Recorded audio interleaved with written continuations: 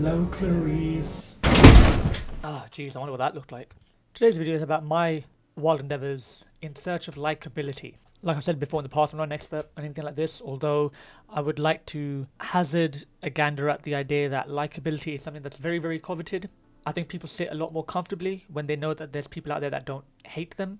If they are generally well received in terms of being a pretty chill person, somebody that people like hanging out with or whatever. I think the standard idea is that if you are more likable, you basically deal with less stress. You don't need to worry about how you're being received by others, how maybe you stand in the mindset of other people, whether or not this hinders your possibility of friendships and whatnot. Or you're the other side of the likable spectrum, and you actually don't give two shits what other people think about you. I'm not talking about those people. I'm talking about myself, because no one cares about what you think. Okay, I only care about me. I'm not the guy with advice or anything like that. This is just basically my experience with likability and how much I craved it growing up. I'm gonna take you back to the simpler times of the early 2000s. I'm 25 now, so early 2000s is roughly when I started school. It wasn't a very good early start.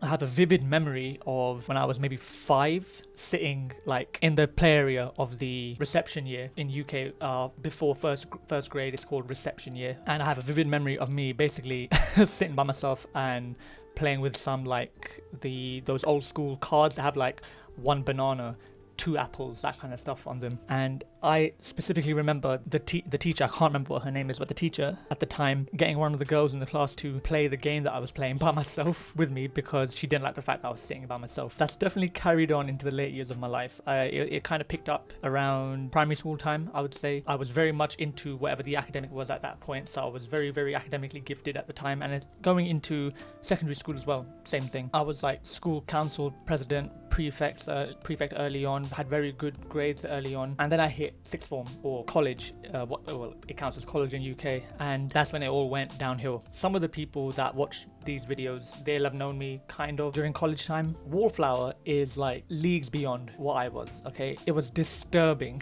It was like disturbing how quiet I was. I mean, some might even say that I was a bit of a psycho, because I would just sit there in the corners of the room, eating lunch by myself or studying by myself, not making eye contact with anyone, refusing to talk. And if somebody did come and sit next to me, not to talk to me, just because they needed a seat, I would not even make an attempt to talk. Oftentimes it would require a lot more of the time for people to come and talk to me. But at the time, if you see in my Why I Hate Myself video, you'll know that during university, and it actually stretched back to college, I did not have anything I liked about myself to talk about. So a lot of the problems stem from the fact that I didn't think I was that likable myself. What I would do is I would do the strange tactic where I would let the other person talk to me first, if they ever did, which most of the time I was around pretty nice people, so they did, and I would let them talk, and I would let them talk about what they liked, what their interests were, and then I would basically feed off of that. I would basically say, I feel like I could have gone an entire conversation and maybe the other person didn't even realize the entire conversation was about them. I never opened up once about myself. They would say what kind of stuff that they like doing in their spare time, I would talk about that. They want to say what they're going to do at university in the future, I would talk about that. They wanted to say, I plan to settle down at this point, I plan to visit these places, I plan to watch this TV show, I plan to read this book, and I would say, oh, tell me more about that, instead of me ever telling more about myself. I feel like I've had so many conversations with people at university and at college, and I've never once spoken about myself, because honestly the conversation for me was much more riveting and entertaining if I kept my life out of it, because it would just go downhill. I made a lot of friends doing this. The reason why I did it was because I wanted to be liked by these people. I felt if I took tell me more about yourself to the absolute extreme, I would get this extreme sense of this person likes me that much more. And it was a rush that I absolutely was like, yes, this is it, this is what I've been craving. And I carried that on right into college, right into university. Maybe some of you can relate to that as well. I have no idea. This is just me, but yeah, that happened a lot. And it led to some very strange moments of self-awareness where I would say to myself, I don't know who I am. This technique that I employed, the psycho technique, it worked very well amongst a wide variety of people. I employed it a lot with like the lads of college, so I came across as this very chill, can have that bit of banter every now and then kind of personality. When it came to talking to girls, I did come across very sensitive, very, very empathetic. And then you get to like university where I was around a lot of like frat boy types, and I could hold a conversation where by talking about like frat boy things and all that kind of stuff. But I feel like I was never really any of those people. I gave opinions to people on certain topics based on the conversation that I was having. So I was essentially 3 to 4 different people depending on who I was talking to the point where I lost any sense of like self-identity. Put me in a room with an absolutely neutral person who had no opinions, who has no perspective or anything, and I'm supposed to share my opinions and my perspectives. I honestly don't know what I would say because I was so far gone at that point. The worst thing is I'm still like that a little bit today with my friends. I can give some opinions every now and then, ones that aren't controversial, but I will concede if I feel like the argument's going to get controversial. I can't remember if I said it in my Hate Myself video, whether I'm still like that. I do remember some of the points saying I'm still like that. I am definitely, if I didn't say it in that video, I'm saying it now, I still will kind of take a neutral side when it comes to controversial opinions or whatever. It's only until recently where I've decided to look at the concept of likability and whether it should be as wanted or coveted as it is in this day and age. There's a lot of different things that come into play here which might affect that with the whole with this whole woke culture going on. The idea that people will now say opinions that are deemed somewhat controversial or not exactly politically correct because they believe it's for the greater good of freedom of speech and freedom of thought. And for the people who can do that, I have some kind of level of respect in the idea that you have the strength to be able to say what you think. I'm not going to say I agree with everything that's being said by people who are in this woke culture movement, but I think the important thing to take away from it is that you should have more confidence in yourself to say what you feel, as long as what you're feeling isn't with an intent to hurt anyone. You just want to kind of express yourself without hurting anyone. Without a doubt, the hard aspect of that is going to be is that some people are more sensitive than others, so you don't want to hurt their feelings, especially if it's the feelings of someone who you actually care about, like a close family, close friend kind of thing. I tend not to share my opinions with anyone other than my close friends and family. I don't use social media at all. I think the only thing right now I have is WhatsApp. My Facebook's gone.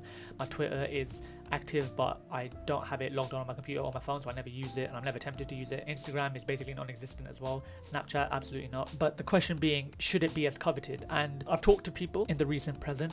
This is after my whole I think I actually care about myself that I was talking about, and I was like to myself, okay, why do you want to be liked? And I said to myself, well, I want to be liked because I don't want to be hated. And then I said to myself, well, then why don't you want to be hated? What comes out of it? And the idea is I don't want to be deemed equivalent to people who are hated for really dirty reasons. So the first step from that was saying, well, as long as you have good intent inside your heart, you know, you don't have the intention of hurting anyone, there's no reason for you to be hated to that level. So maybe what you're thinking of is not hated, but otherwise overlooked, or people just don't have an opinion on you, like you're an afterthought to people. And then I said to myself, yeah, that sounds like what it is. I don't like the idea that I'm just going to be this person that is forgotten, you know, by anybody he has an interaction with. And so the only way I said that, well, how can you not be forgotten, is if I'm interesting. And the only way that I knew how to be interesting growing up was be interested in others. People will remember me because they see how much I care about them, which from my perspective is actually very I'm basically implying to myself, people are selfish, they only like it when you talk about them, so talk about them and they'll like you. It's a very, very toxic mindset.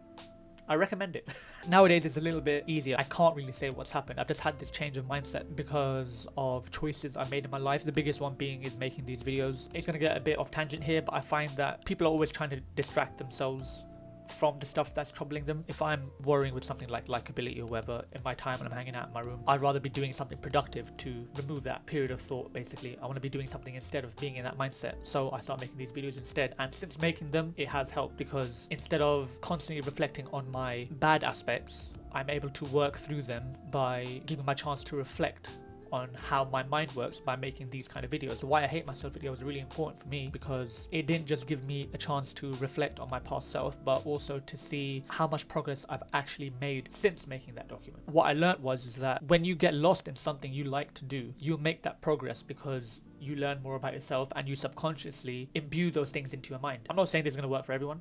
This is just what happened to me. At the end of the day, it's very easy to say, don't want to be liked. I'm not here to give lessons, because it's very easy to say you shouldn't want to be liked. I understand that there's a general desire to want to be liked. Who doesn't like it when someone just says to them, I think you're a really cool person, because you are a cool person. These things that you're interested in, these things that you like doing, this pattern of thought that you have, you're a pretty cool, chill person. That feels good to hear. Okay, it's better than hearing, I don't like you as a person. but what's important to realize is that when someone gives you the impression that you are not a likable person, it's a person maybe you haven't gotten to know that well, and they haven't gotten to know you. So don't cast judgment on other people for not liking you because they don't know what you're like yet. And in the case that they do know what you're like, they've known you for a while and they say, you know what, I'm not that fond of you, it's literally just a matter of incompatibility. Okay, there are so many people in this world. You are not going to be compatible with everyone. There's no universal technique to be likable by everyone. There's too many variables within the human mindset for you to appear likable to everyone. There's just some people that are going to be drawn to each other and some people that are not. What's important is that you first of all get comfortable with yourself. That's what I said to myself. I said, get comfortable with yourself. Find a reason to like yourself as well. Don't try and be a funny person in front of someone because you think being funny is likable. Don't try and be a smart person in front of someone because you think being smart is likable. If you like being smart,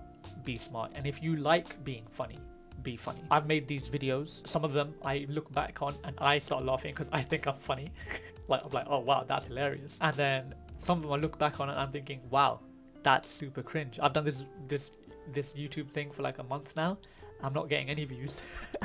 But usually it's like you do it for like at least the YouTubers that I watch, you wait 5 years, look back on your original videos and you're like, wow, that's cringy. It's only been a month for me and I'm looking back at some of my videos, I'm like, wow, that's cringy. But I don't regret doing it because I still feel like I'm finding myself. I'm like, okay, that's something to improve upon. You shouldn't hate yourself because that video is bad, or not even that video, that one joke maybe is cringy. You should say, okay, that's a reason for me to hit a different beat next time. And this doesn't just imply to the things that you like doing, like for me it's making videos. This just implies real life stuff for me as well. I definitely know for a fact that I am not likable by every person I've ever met. There are people who have got, maybe it was a prejudgment, I have no idea, but it is fair for people to say they don't like you because you don't have those qualities that they find endearing. But that's the point.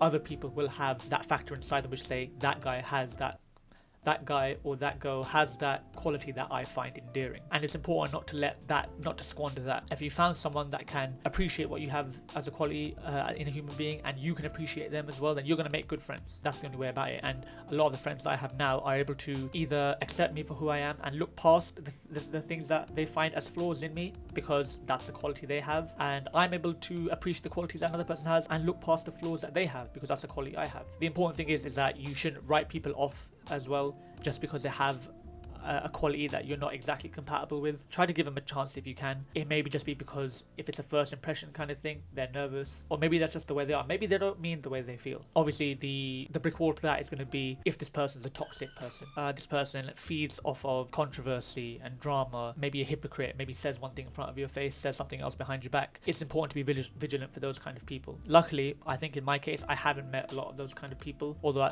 having said that, I don't meet a lot of people. There are people I know who meet a lot of people, and all I can ever say is people aren't the defining factors in your life. No one other person should define who you are. If you think that another person's opinion of you is so much more important of your opinion of yourself, you're gonna have a bad time. It should, honestly, you ask me, it should be a 50-50 split. If you have a set amount of time dedicated to thinking about people, make sure half of that time is to the people you care about and the other half is yourself. Don't forget about yourself. The biggest thing for me, the thing that's helped me out is when I really put my mind to it. Like I try really hard and I just try and think, okay, which people actually do care about me? And maybe it's not a long list of people, maybe it's a very short list, but size doesn't matter. The important thing is that the quality of the names on that list of people, they're the people that I also really like and care about. So it's important to me that the people that I hold in my mind to such high regard also hold me in their mind to high regard, or to a substantial regard. I can't think of anything worse than being forgotten by the people you really, really care about. That sounds like a really, really sad thing to have to go through. I know, a really boring video. A lot of people keep saying, oh, Psycho, find your niche. Gaming videos, unboxing videos. No, alright. I'm not doing this for anybody else. These are the videos I genuinely want to make. I have an idea for a video. I have something I want to talk about. I want to get my face in front of the camera sometime and I want to talk about it, and I find it a lot of fun. You don't have to relate to it. Honestly, you don't. Besides, I'm a month deep into this thing. This is the point where I'm like, I can literally be as open as I want without having to worry. Not that I'm going to go out there crucifying anyone.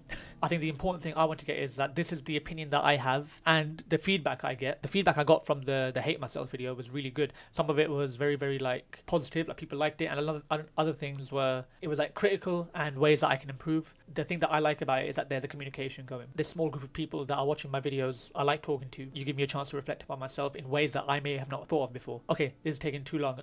What's my point? Don't want to be liked. Roll credits.